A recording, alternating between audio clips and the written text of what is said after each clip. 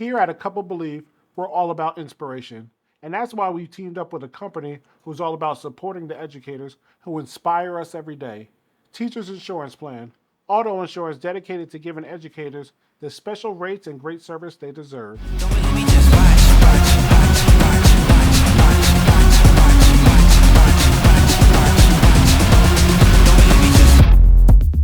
Welcome to the season 2 finale of A Couple Believe podcast. It's been an incredible journey this season, and I couldn't think of a better way to close out with today's guest. Someone who knows a thing or two about hard work, resilience, storytelling that moves people. Today, I have the honor of sitting down with Peter Berg. You probably know Pete from his legendary work in Hollywood as the creative force behind iconic films and TV shows like Friday Night Lights, Lone Survivor, Deepwater Horizon, and Patriots Day. He's a guy who knows how to capture the raw emotion and intensity of sports, action, and real life heroism like no one else. But beyond the big screen and blockbuster hits, Pete is someone I'm proud to call a friend. We've shared some great moments over the years, and I cannot wait to dive into his journey from his New York City upbringing to his incredible career in entertainment, and of course, the stories behind some of the most unforgettable projects. Pete, welcome to A Couple Believe. Thank you. It's a pleasure to be here. I just want to apologize for my sore throat to anyone listening. I woke up this morning. I'm in LA, and the fires have been kind of bad, and I'm close to them. And I think that smoke got me last night. So I apologize. Well, now that I'm glad you brought that up because it goes to show you what people are going through, even after the craziness that has happened over the past few weeks with the fires in LA, and so for you to be able to join us today, obviously I'm grateful for that. But you see the aftermath as well is still affecting people, just the smoke and inhaling that. Yeah. So thank you for joining us. But well, first question I want to get into, Pete, as I mentioned in the intro, you're a New York guy. I want to know what shaped you into where you are today growing up in New York to I guess the way that you live your life, man. I always tell people you're an interesting character, man. I love talking with you about everything. So can you tell me what it was like growing up here in New York and how that shaped your career? Yeah, I think two of the biggest things that shaped my career at a really young age when I was like like 5 through 10 living in New York. My mom loved Broadway shows. She loved the plays on Broadway, and my dad loved the New York Football Giants. So I was going to plays and the football games, plays and the football games. Now this is when the Giants played in Yankee Stadium. Quarterback named Fran Tarkenton, Spider Lockhart, John Mendenhall was a big defensive lineman, a Hall of Famer. They were horrible, by the way. Giants were horrible, but I loved them. I loved going and watching Fran Tarkenton, who's a quarterback, play football, and then I also loved going and seeing these plays, these musicals, which for 5 or 6, 7 year old mind was like kind of magic, going into these dark theaters and seeing all this wild singing and dancing. And I don't know, man, it was football and theater that got me kind of going. And that was my first connection to New York. And not much has changed, only now it's not so much theater, it's movies and football are two of my favorite things. Well, that's I feel like two things on the total opposite of the spectrum between theater and football. But would you say that you had a certain maybe role model or somebody that influenced you that you were unexpecting when you were looking at both football and then also into theater? Yeah, I mean, I mean, really, my dad for football. My dad was such a big football fan and loved the Giants so much, and was so passionate. And we would go to Yankee Stadium, and we'd be like some of the first people in the stadium. And win or lose, we'd be some of the last out. My dad had this. We had season tickets. We had horrible seats behind the end zone, like way up high, and there were some pillars, so you couldn't even see the whole field. You had to look around them. But these guys were such football fans, and I remember getting there early every game, and it'd be my dad and 15 other men that sat in our section with their sons, and he'd be like talking about the game that was about to go down and talking about what the Giants were going to do and how they knew they were going to win, and Fran Tarkenton was going to throw 5 touchdowns, and this was going to be the game that they would turn it around, and they would always lose. Always, the Giants would always lose, And then after the game, these same group of men would just be sitting there, and now they've been drinking, sipping whiskey the whole game, so they're really lit up, and they're just talking shit about the Giants, and it would go on every single Sunday of football season. So I don't know, man. My dad was a big mentor, and I don't know. I think when I got to college in Minnesota and I started thinking about what I wanted to do, there was this one theater professor named Dan Kaiser who took a liking to me, and he's like, "Have you ever thought about movies or theater or film or any of that stuff?" And I always had liked it back from when I was a little kid, but I never really thought it was something I could do. I thought that was something only other people could do. Like I wasn't raised as an artist. And this guy, Dan Kaiser, said, "You could do it, man. You know, if you feel it, you should try it." And I did want to try it. And he was a big influence on me that was a little bit later in life, but that was right when I was going to college, my freshman year in college. So I was probably 18, and he was a big influence. So how did you? I guess you learn. I guess the highs and lows of preparing or going into this industry now, where you didn't really grow up too much wanting to get into that, but then when you just mentioned your professor Dan Kaiser took a love to you, so I guess you got to see right away the highs and the lows of what it takes to make it in this industry. Yeah, and the thing that I found is that because I never did very good in school, in high school or before that, I wasn't really interested. So I was good enough to get like, C minuses or occasional C pluses, but I did the least amount of work to get a C, because I knew as long as there was a C and no D, certainly no F, my parents would kind of leave me alone. So I did like just C's basically. And then when I got into college and started learning about directing plays and making short films and acting and all that stuff, I started getting A's and they were effortless, because I had this incredible passion for it.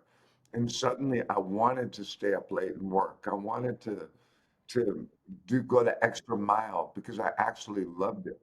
And that was a big lesson for me, that um, if your dream, if you know what your dream is, and it's not totally insane, and it's somewhat attainable, go for it, because you might find that you got this incredible energy to apply to whatever it is you're doing. And that's what the case was for me. I found the right thing to do.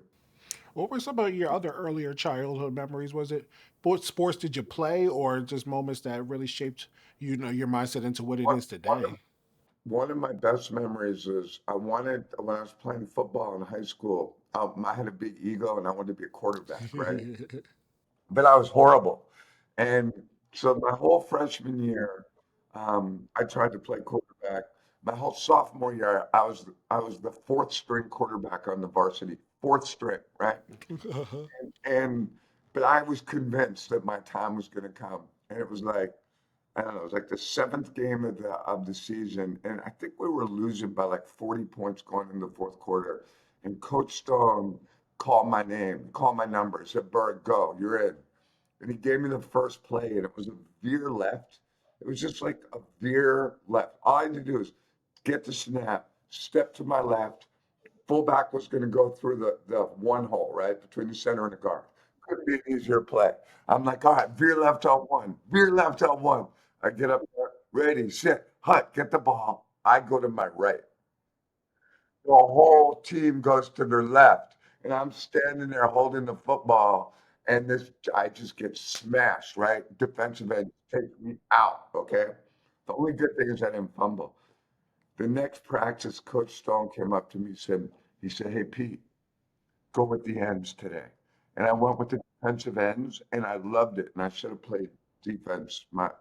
If I had learned how to play defensive end or linebacker back then, I would have been much happier, but I wanted to be a quarterback. See, I know offense and the running backs, quarterbacks, they get all the glory, but defense is where it's at, Pete. That's where the championships are won on defense. So I love your D-line, attitude. man. The It's D all line, about the baby. line. Line of scrimmage. Before we get into obviously your filmmaking, I wanted to ask you a question of what do you know now that you wish you knew then going into film back then before we really dive into some of your projects?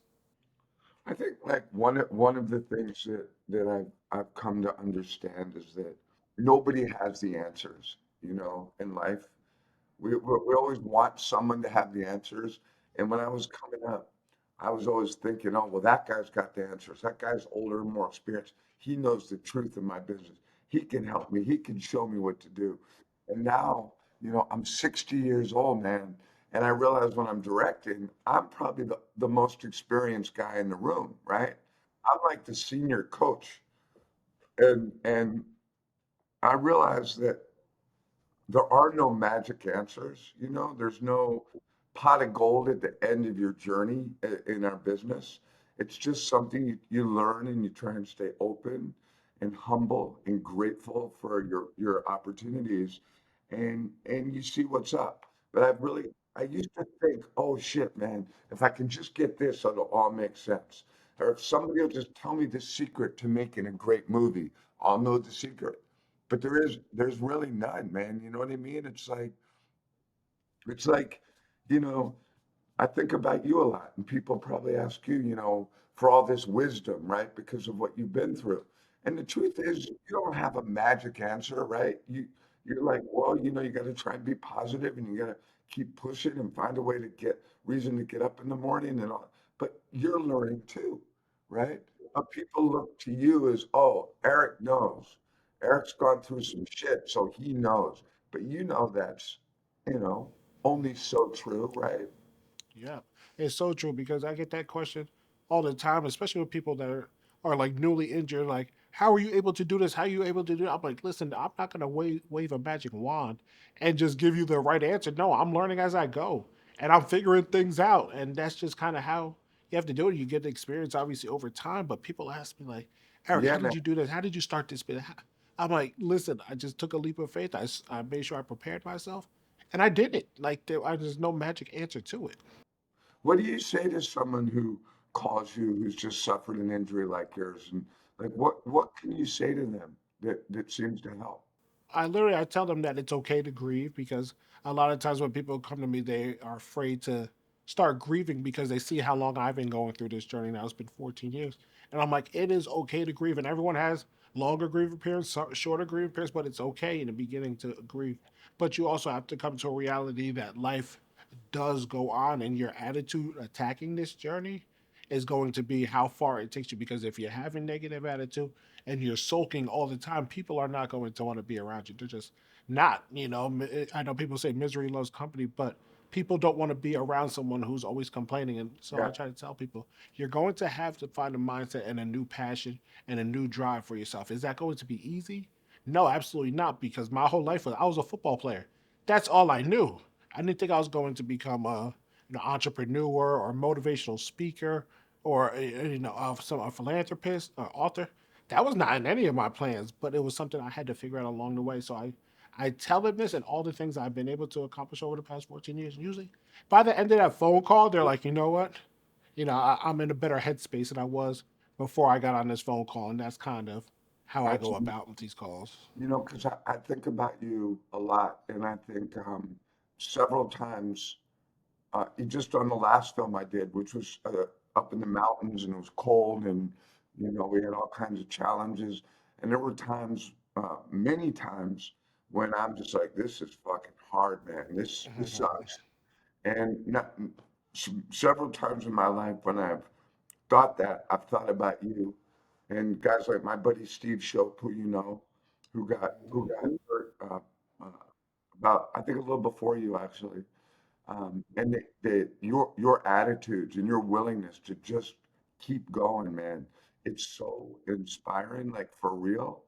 Um, and I think that in a world where we don't necessarily have the answers to anything, I can take you and look at your resilience and your ability to keep going. When I don't know, man, a lot of people might not. They probably be able to, but I don't know if they could even know how they would go about it. But you've done it. It's very fucking inspiring. That means a lot to me too, man. I just push each and every day, and I'm glad you actually brought up your latest film because let's just say I'm all into the Western civilization, the history of it, and that's why I like to geek out on and nerd out on. And let's just say I ran through your Netflix series in 2 days. Oh, Literally put on ran through it in 2 days. Was able to get into it. So tell me what that was like creating American Primeval, and so how did you so get into that? yeah, man. American Primeval was we shot for 145 days up on the mountain in New Mexico. A big movie, Eric, shoots for maybe 80 days at the most, right? 80. We shot almost 150 days, and it was in snowstorms up on the top of the mountain in the heat when it got summer. When summer came, with rattlesnakes, lightning strikes, fires. There was a couple of bull stampedes with these bulls that wild bulls kind of ripped through our set, and so it was. The goal that we had, me and my friend Markel Smith, who wrote it, and he and I worked it together, was to kind of create. We wanted to take people back into a different time, when life was really, really hard, when you could get killed going to take a leak in the woods, 10 feet away. If you got a bad tooth, that could kill you. You get into an argument with some stranger, you're dead. Life was just so hard back then. And we wanted to not only make a movie about that, but we wanted to experience it while we were making the movie, if that makes sense. And that's where I say there were times when it was, 2 degrees out and we're up on top of a mountain and there's no oxygen and you're trying to get a shot and everything's frozen. And I'm like, several times when you inspired me, and I'm like, what are you even talking about, Pete? You look at what Eric's done with his life and you just go. And I think you would have been a badass back then because you're tougher than all of us.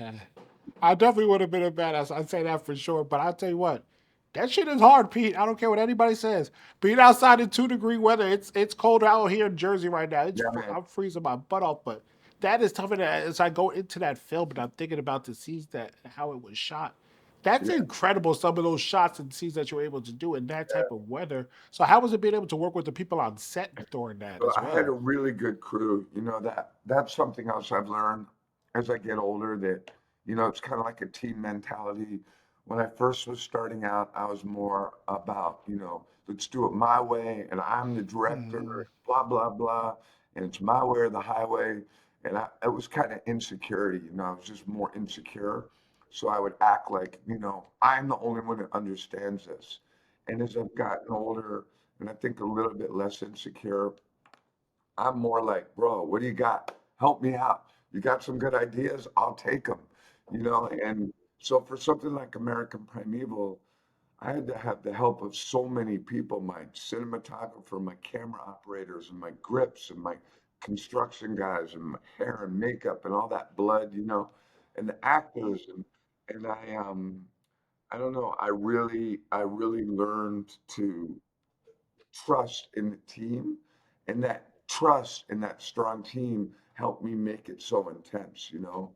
Like I always say that when I make a movie, if you're watching my movie, I don't want you to be a spectator. I want you to be a participant. You know what I'm saying?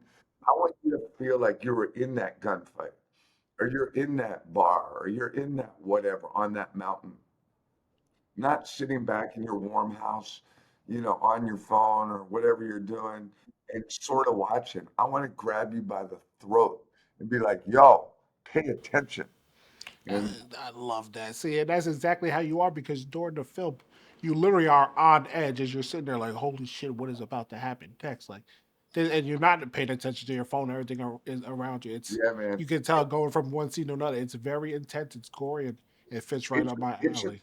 it's a cool feeling to be like in a movie theater or wherever and watch people watch a movie you made and watch them just not even really breathing, just locked Hmm. staring, and you know that you got him for that moment. It's like it's like watching Saquon play. Like there's something about that guy. Every time he touches the ball, everybody's frozen because you Hmm. just don't know what's going to happen, but you know something's going to happen.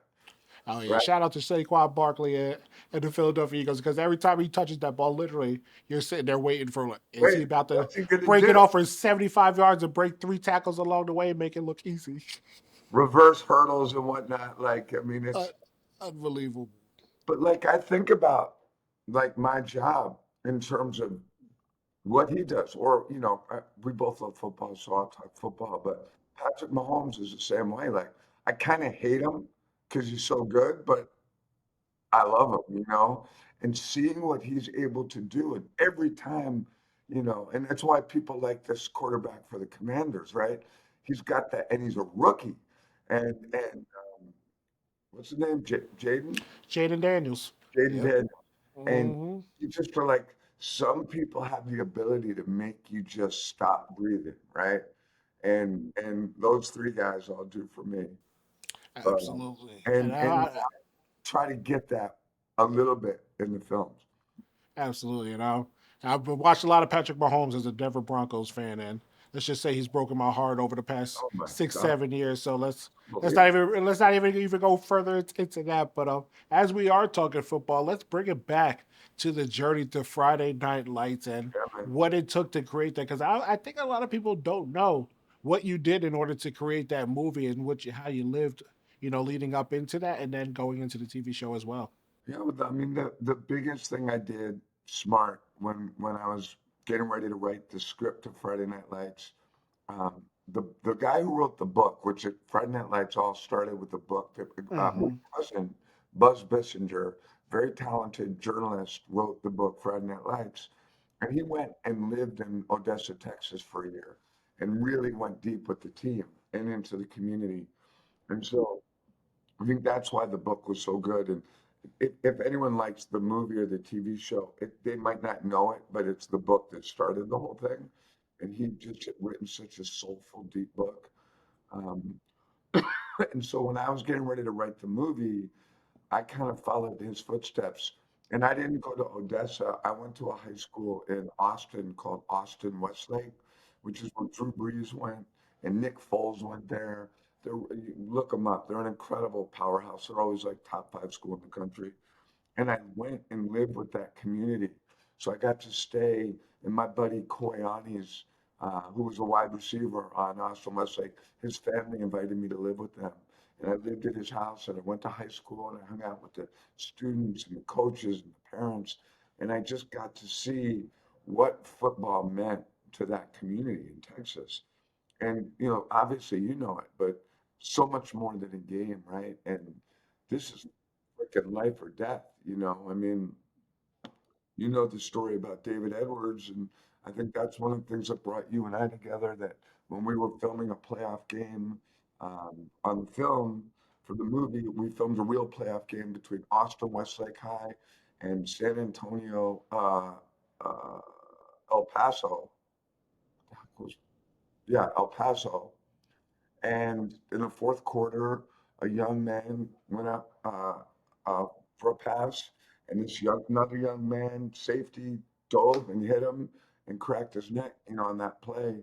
And we were there filming it, and that brought me into that Gridiron Heroes group, and eventually led to you and I getting to know each other. But I learned from my time in Texas that football's no joke, and No, it's not.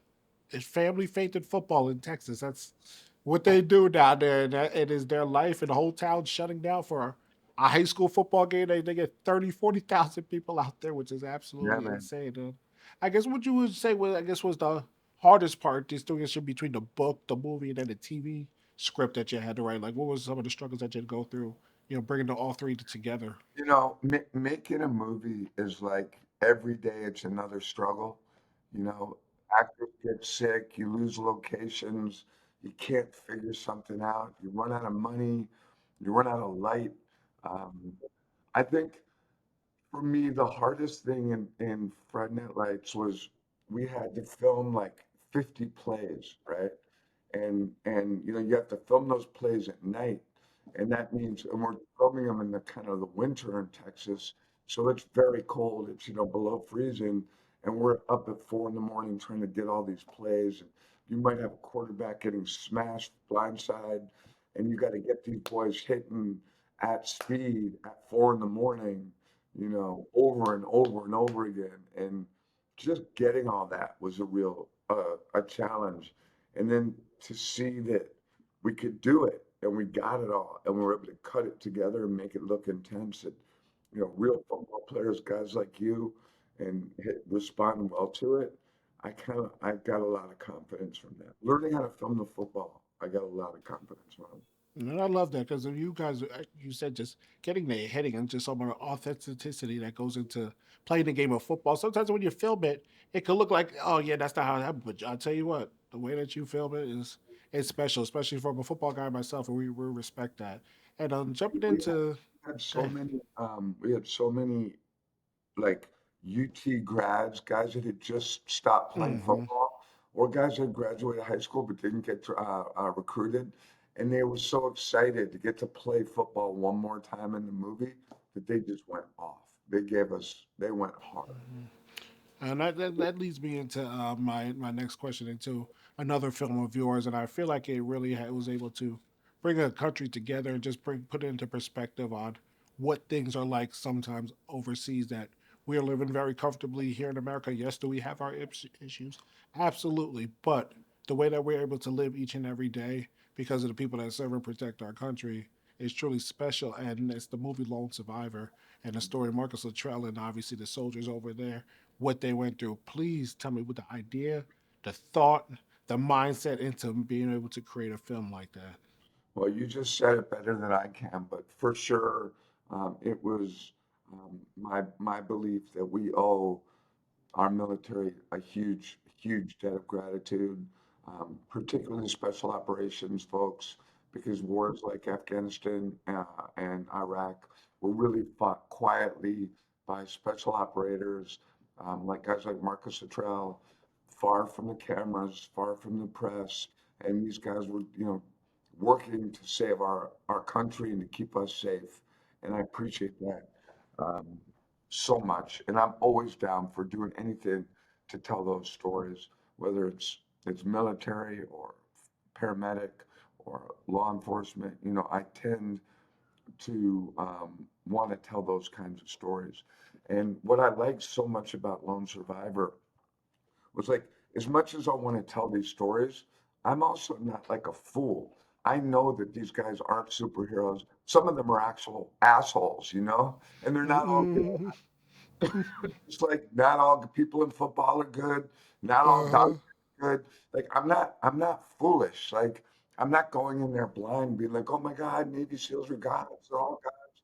No, they're not gods. They're flawed human beings. But most of them, I find, are deeply patriotic, love the country, love their families, love the idea of America, and want to protect it. That means regardless of what your skin color is, what sexual orientation you are, what language you speak. If you're an American, these people generally, I find, want to protect you, and I find that to be very noble, and I like it.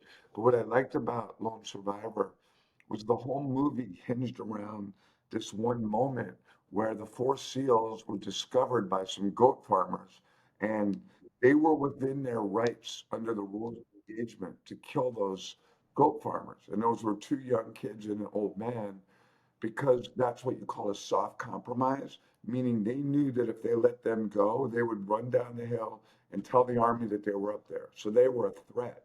And these four young Navy SEALs had to basically take a vote, and discuss, like, yo, man, what do you think? And, they were 27 years old, and they had to have this big conversation about, do we kill them or do we let them go? And they decided to let them go because they didn't want to kill defenseless children. And they were willing to take the risk of, paying the price for that decision, which they paid dearly. And you had I remember. 19 SEALs killed and one survived. I remember watching that part in the scene too when I'm in the movie where they had to decide to let them go or not. And sometimes you're like, wow, is that like Hollywood? Is that real? And this is the thing, knowing obviously knowing you, like that's real and that's authentic. That's And real. to show that, yeah, but to show that, I mean, Yeah, wow, man. I guess I guess what was I guess surprised you going into some of their training because I know you, but like I said, you getting down into the nitty gritty of when you're creating a film.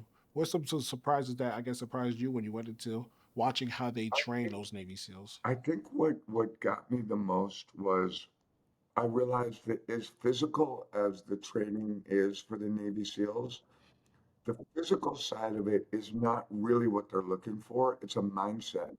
Like, like I always say to people, if my opinion of what makes a Navy SEAL special is not their ability to, come into a room and kick ass and, throw people around, shoot people or all that stuff, which they can probably do pretty well.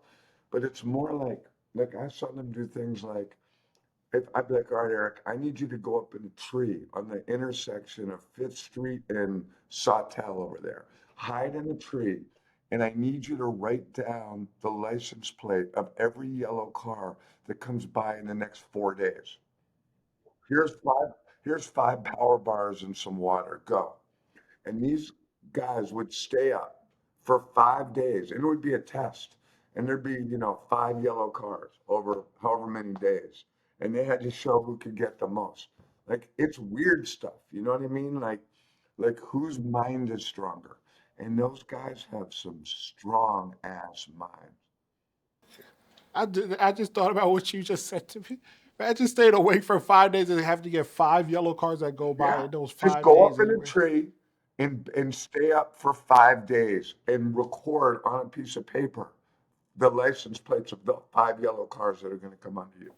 You want to talk about that something that can mentally break you, and that's the thing. I love that you brought that up, the mindset, because, like you said, you can get a lot of big macho people to do things physically, but who can handle the mindset and who can outstand the or being able to hold it longer than somebody else and doing the most craziest things that you may think, oh yeah, that's simple, but like you said, give them a bottle of water and a power bar for 5 days. Watch Yeah, how that tricks your mind. So I love the little tricks and trades that you just mentioned. I know that that really gets you going too, like just the I mindset love of the it. way that I people are love it. thinking And going that's into why, that. like, whenever I meet a SEAL now, wherever, and I, meet SEALs all around the world, I know for a fact that any SEAL that's gone through buds and gotten that trident and become a SEAL, I know that that summer man, if shit was really going sideways, they would be in it until it was no longer going sideways.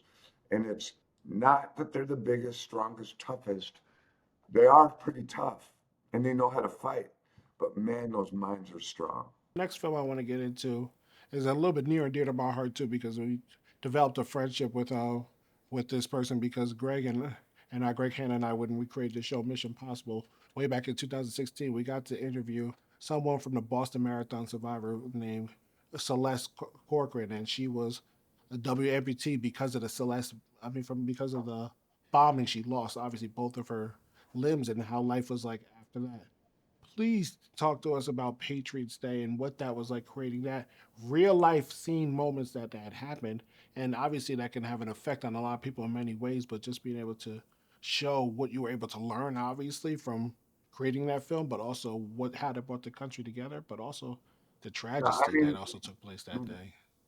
one of the big takeaways, um, which is something I've thought about just last week, is Los Angeles burns. Um, Hmm. it's a really bad deal out here. It's like 9/11 size scale without the same body count. Fortunately, the amount of destruction is for anyone that knows Los Angeles, a huge chunk of the west side of Los Angeles is gone forever. Tens of thousands of homes are gone. And I toured it. A friend of mine's got a helicopter, and he flew me over it 3 days ago.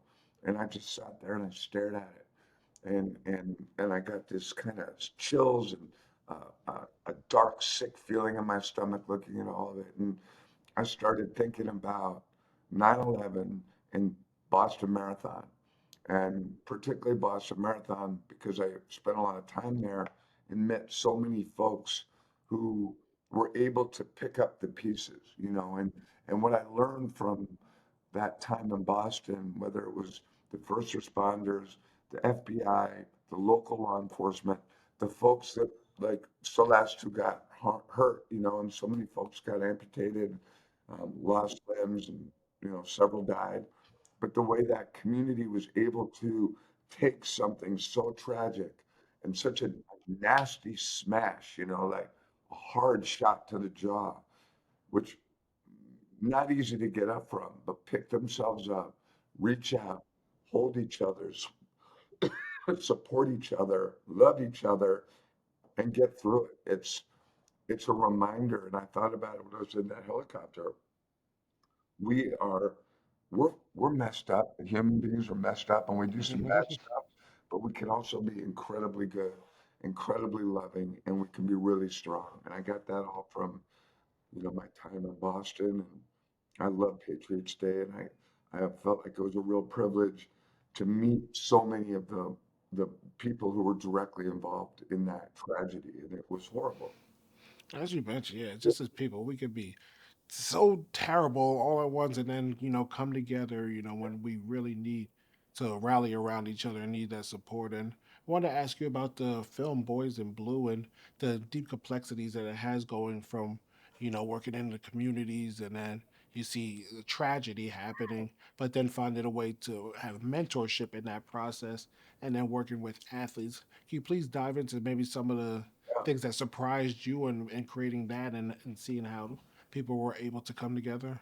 So with Boys in Blue, I went to college in the Twin Cities. I went to St. Paul, Minneapolis. I went to school in St. Paul.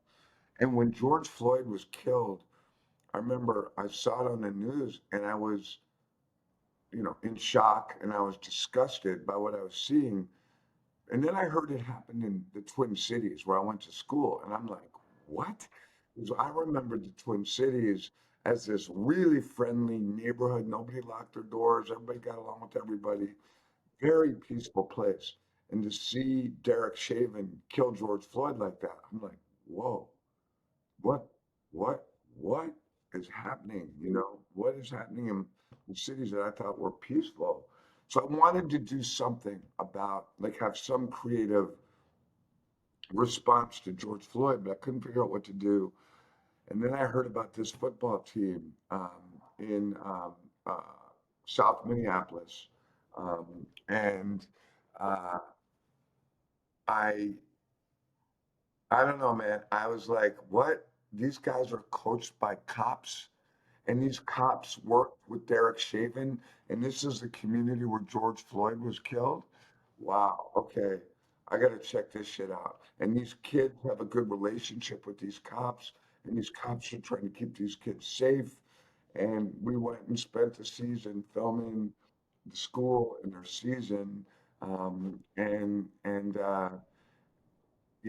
It was really intense because we kept hearing how dangerous it was and how scared these kids were. And we heard them, but I never totally understood it. And then 3 days before we were supposed to start shooting, the star quarterback of the team, whose name is D. Hill, Deshaun Hill, Jr., who's a starting quarterback, whose favorite player is Deshaun Jackson, and he was an incredibly talented player. He was walking home from the bus stop. He bumped into a dude. The dude pulled out a gun and shot him in the head and killed him. And he was the star of our show. So that was really intense and really heartbreaking. And Boys in Blue is about, one of these communities like Minneapolis North where people don't understand. Like I didn't understand what's really going on there, what it's like to really live there. And it's easy for so many people to drive around those communities and never go in. But to go in there and see how hard it is and how violent it is, um, was Boys in Blue is maybe the most intense experience I've ever had making anything. That's special, and it was at the right time that you needed that too. And I guess I want to shift over to: is there any type of moments or is there a thing that you can look back at when you were filming that you just sometimes shake your head and you laugh about, on something that may have happened on set or anything that really sticks out in particular where you just laugh about nowadays? I remember once when I was doing Hancock, Will Smith and I used to like to box, and and I challenged him to a fight during lunch, And so we went to where all these trailers were in the back parking lot. We hid from the producers, and it was his crew, which was like 30 guys, against my crew, which is just me and one guy. And we started fighting, and I went after him. And Will was pretty tough. He'd done Ali, and he caught me with the overhand right, and the like right here in my orbital. And I'm the director of the movie. He's the star of the movie, right? He's Will Smith, I'm trying to kill him. He hits me, and I'm falling straight down, and there's a trailer, and you know the hitch of the trailer, a piece of metal, you attach it to the truck. I see it coming right at my face, and I'm about to hit it, and my one guy, Francis, grabs me and pulls me, so my face missed the piece of metal, and that would have probably at least ended my ability to direct the film and gotten Will in like a whole lot of trouble. So that's something I always, whenever I see Will, I'm like, man, I'm really glad you didn't kill me on Hancock. Well, that's a hell of a story right there. I was not expecting you getting punched in the face and almost busting your face on the No, back of Will's a tough. trailer. Now that's awesome. That's awesome. Now, obviously, you worked with the likes of Will Smith, Dwayne Johnson, Mark Wahlberg. Is there anybody that particular that really sticks out to you with their hard work ethic? I know everyone has their different personalities, but what is their work ethic that really sticks out to you from some of I the mean, great names that you got to work with? one thing that I find true with all actors, with anyone that I meet that's successful, whether it's Will Smith, Dwayne Johnson, Wahlberg, Jamie Foxx I've worked with. Um, the work ethic is really strong. These guys all work hard. Um, Mark Wahlberg works real hard. Will Smith works real hard. And I've worked with Tom Cruise. He works real hard. You know, most people who are able to have consistent success, there's a work ethic there that's undeniable. And these guys all have it. And, I like to think that I have one, a good work ethic. Um, but I don't think it's possible to have continued success in a business like the film business, in which you're basically an entrepreneur. And after every movie or show, you got to start a new movie or show, which is kind of like starting a new company, you know. And so you got to have that entrepreneurial grind, hustle kind of thing going. Absolutely. And obviously, you've done it all between acting, directing, and producing. What do you say comes the most natural to you now? Oh man, I actually think that writing is the coolest part of it because when you're writing, it's just you and your imagination, and you can do whatever you want because you're just writing.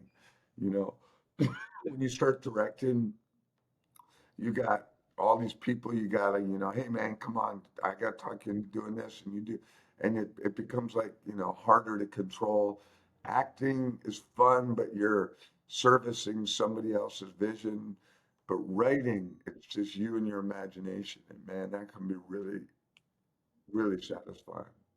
And when pitch, I guess when you write, as you mentioned, I wonder, add to that when you come to writing and you come up with a script and you're like, I got a perfect script. What is the process like now, pitching that to these big companies that are throwing millions upon millions of dollars at you for able to make these movies?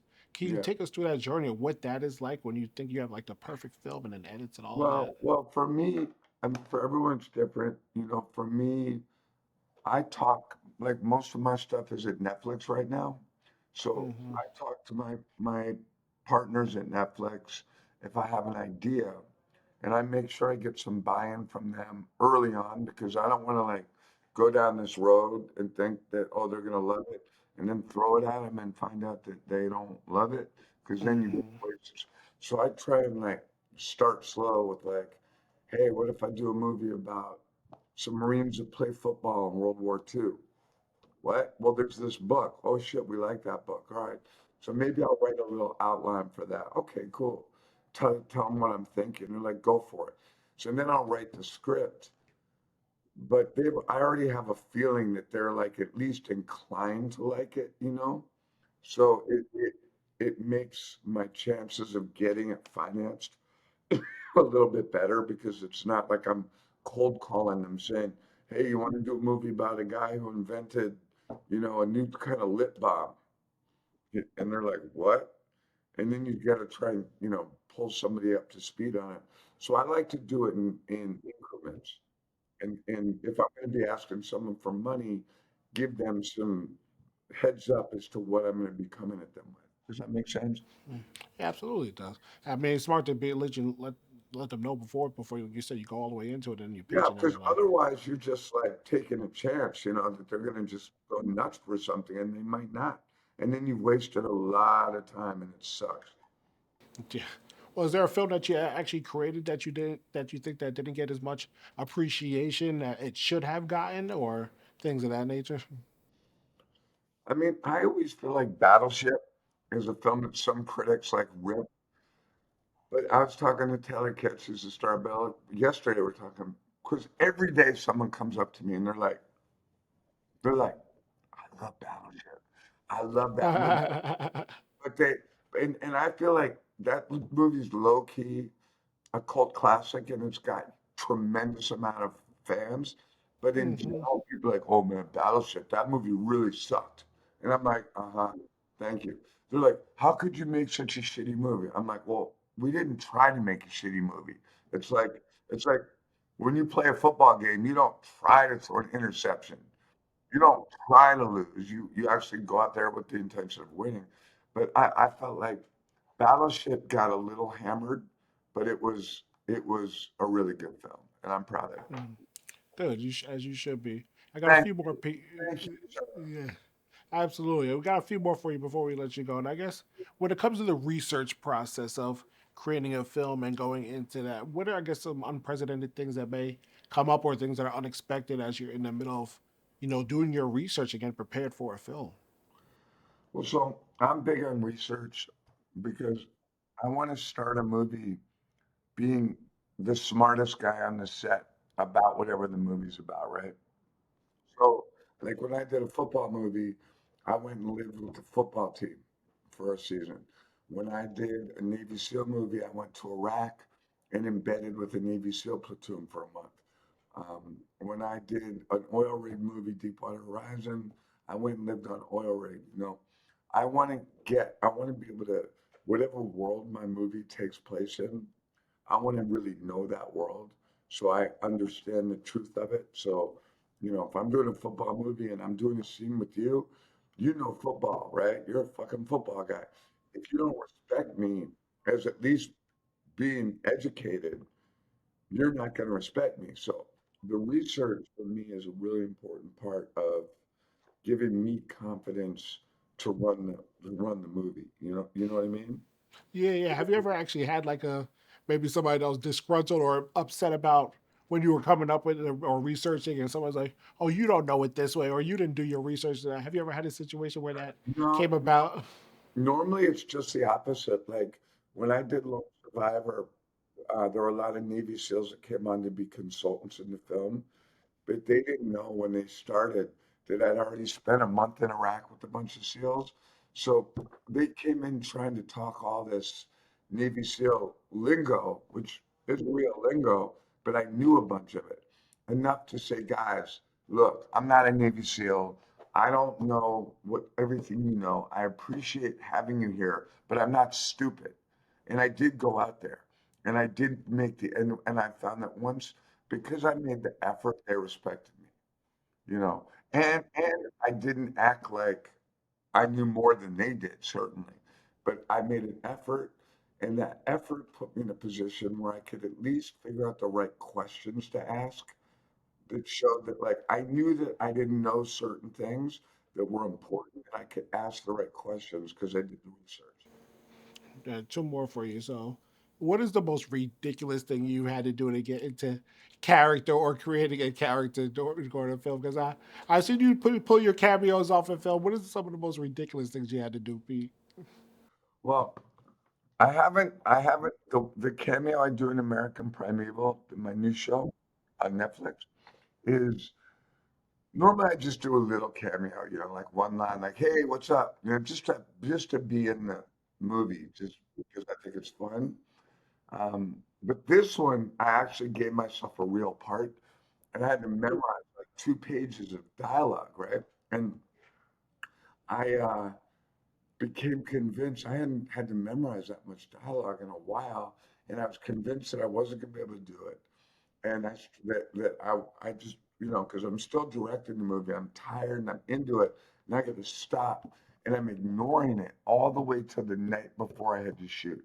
Finally, I like sit down at 1 in the morning, and I'm like having this panic attack, trying to memorize the lines. And the harder I tried, the more pressure I felt, and I couldn't do it. I could not memorize. And I'm like, oh my God, this is gonna be so embarrassing. I'm gonna go on the set tomorrow, and I'm not gonna be able to say my, and I couldn't do it. And I couldn't do it. I'm trying all the way till we get there.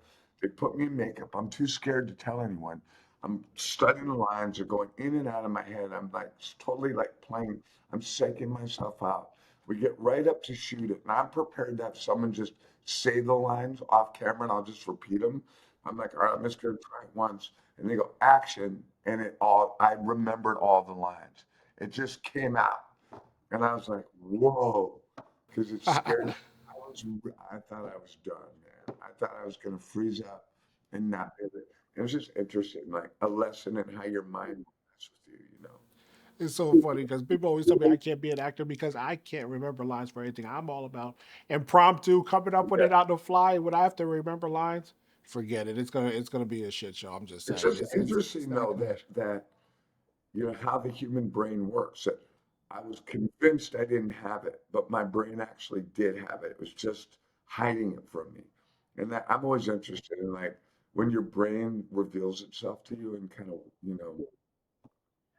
so But that's awesome. Well, this podcast is presented by the Teachers Insurance Plan in New Jersey. P. We always end all of our discussions and conversations with: is there one special educator or teacher in your life that really stuck out to you that you would like to give a little shout out to or mention along this well, journey that you've had in life? definitely Dan Kaiser, who I talked about at the beginning Hmm. of the conversation, who was a theater teacher in McAllister College in St. Paul, Minnesota, who he was the one who took a second and he said, "Man, like, what are you interested in? Why don't you think about applying yourself to an area that you're interested in?" And for me, it was film and theater and all that stuff. But it was that simple question, like, take a second and think about what you really actually like and honor that. And so Dan Kaiser forever. That's awesome, man. Well, How shout about out to you? Dan Kaiser. I have a few people. I always say it's funny because a movie just came out. One of my favorite teachers I ever had was an English teacher called Mr. Calcaterra, and all we learned about was Bob Dylan and the Beatles. Back in the day, he was a big time hippie, and I Yeah, remember I went into this English class like it's just gonna be a regular normal English class, and he kind of turned it into a history class, which I really enjoyed. And I'll tell you what. Turned me into a 16-year-old hippie at the time and loving Bob Dylan and the Beatles at that age. And so that was shout out to Mr. Calcaterra. I really enjoyed his class and I really love. was able to stick out to me back then. But yeah, peace out. I just want to thank you for taking the time to come on today and closing out season 2 with us. I know, like you said, you're dealing with a little bit of cough and everything Sorry that's about. going on in LA. No, you are totally fine, and I want to wish you the best and everyone that's affected out there in LA because it's just a tragic moment. But I'm glad that we're all finding a way to come together. And thanks for joining us on, man. You're my brother, and I can't wait to be doing more projects with you. All right. Much love, and I'll see you soon. This episode is brought to you by Mobility Works. As the nation's largest provider of wheelchair accessible vehicles, Mobility Works has been helping people connect with who and what matters most since 1997. Visit mobilityworks.com to find your ideal mobility solution today.